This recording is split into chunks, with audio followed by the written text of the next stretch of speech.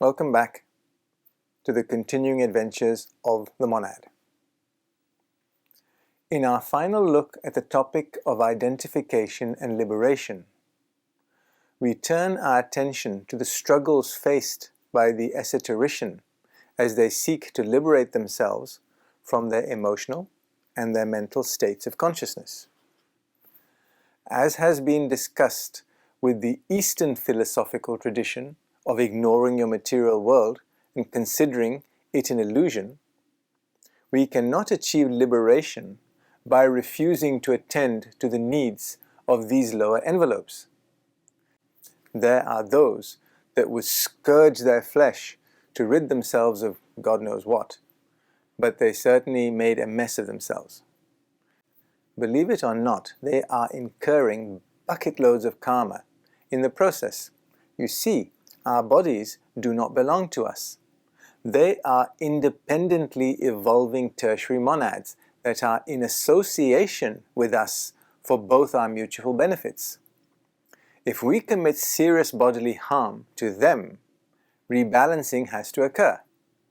This may manifest itself in subsequent incarnations when a soul is born with deformities reminiscent of those that they caused themselves previously.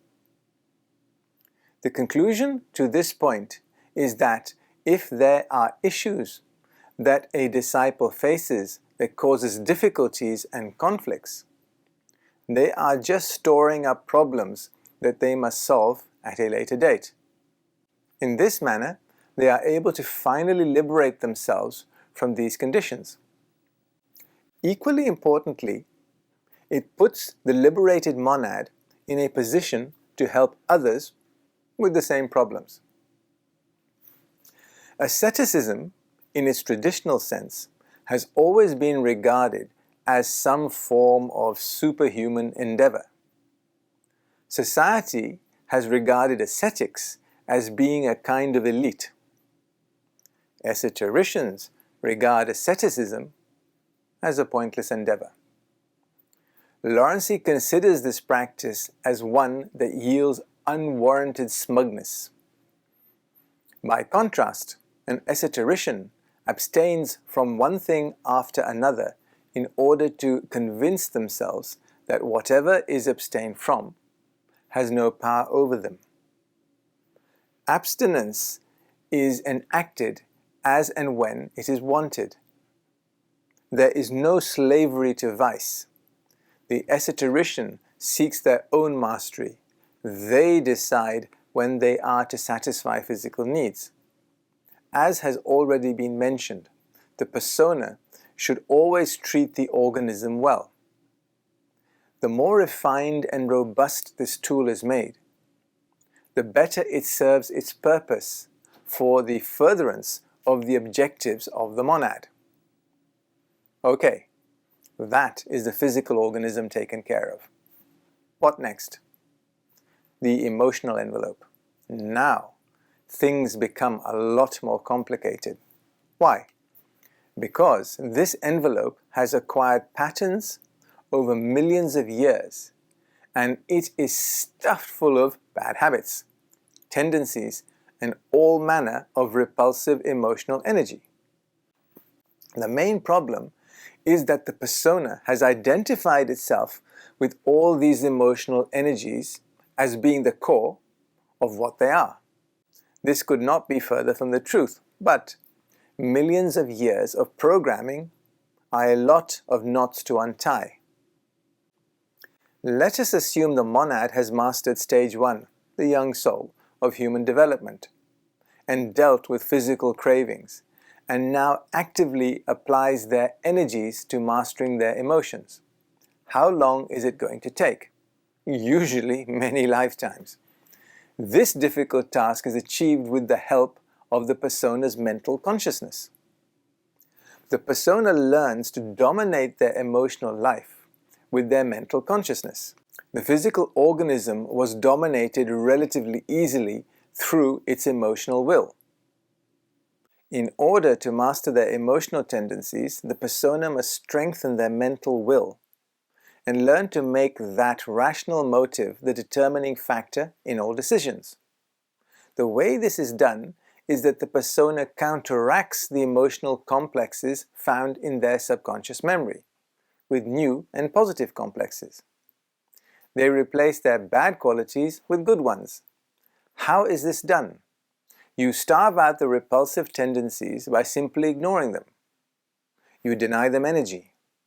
By ignoring the bad, you starve them out as you are not reinvigorating them with your conscious energy. Conversely, by meditating on the good qualities you wish to manifest, you gradually acquire them.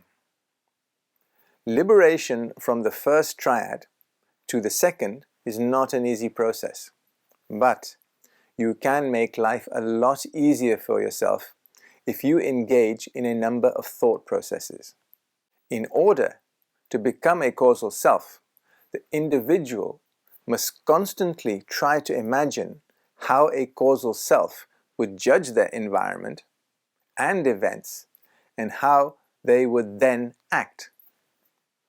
If you constantly direct your attention to higher consciousness and love, as if you already possess causal consciousness, you activate a process that will lead you to eventually living in that state in reality. One good practice is to say to yourself, I am not my envelopes.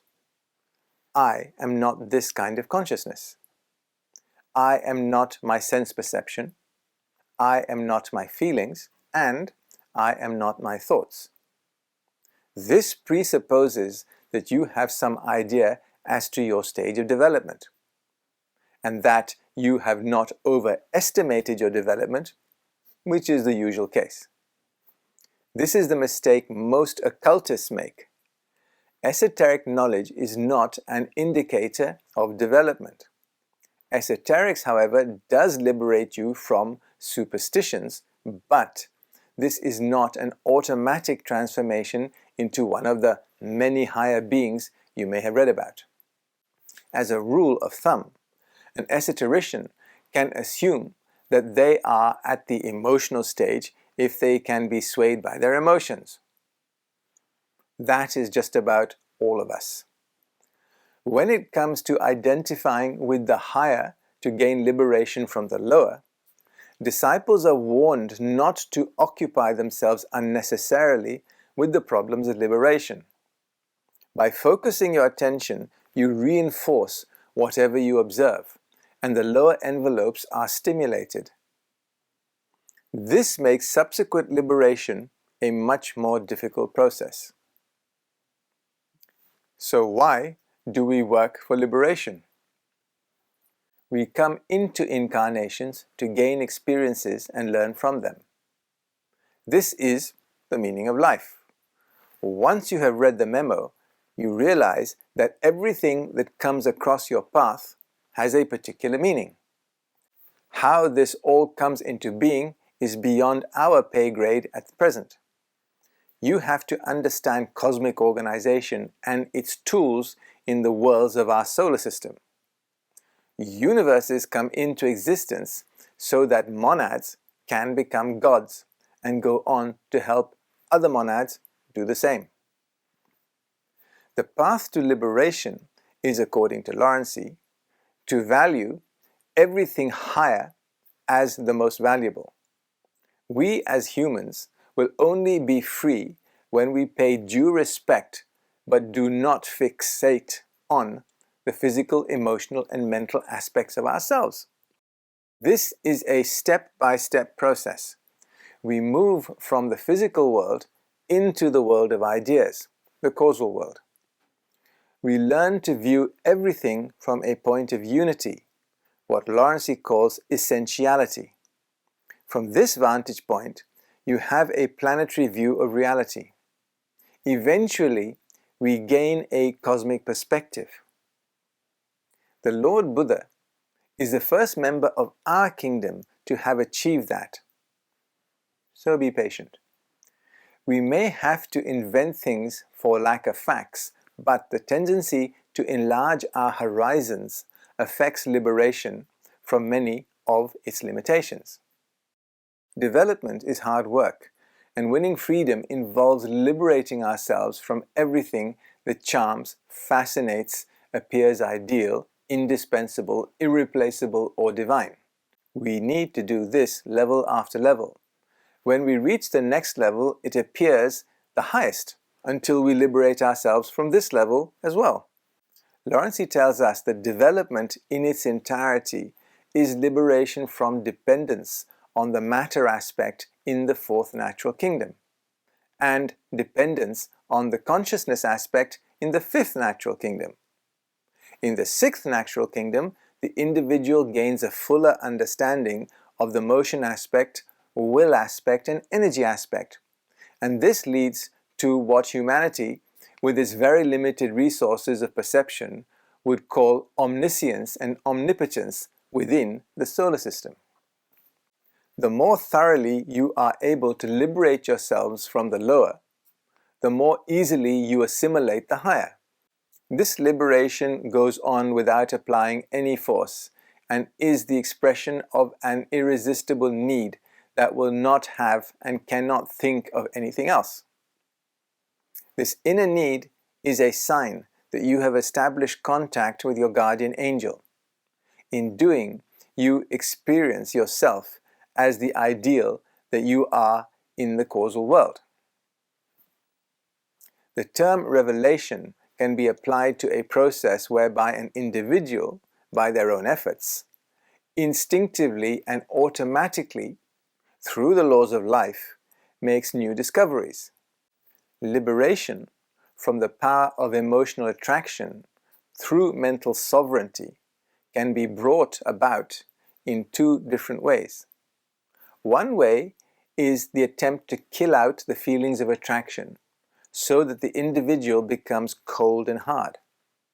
The other way is the mental cultivation of feelings of sympathy with full understanding and simultaneous knowledge of the necessity of independence. For most people, this will be possible only after many painful experiences. As a rule, this presupposes that the self has acquired higher causal consciousness 47-2 and is able to see things from the causal standpoint.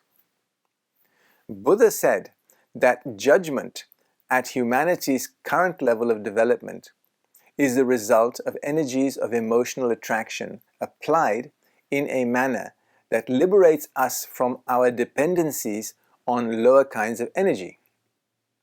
If we remain enthralled by these lower energies, our judgment is blinded. By freeing ourselves from the dependence on these lower energies, we are then free to use energies in the right way. If one expands one's thoughts and then does not go further, one becomes a fanatic and a prisoner of your viewpoint. In closing our review of the topic of identification and liberation, here is a quote from Lawrence.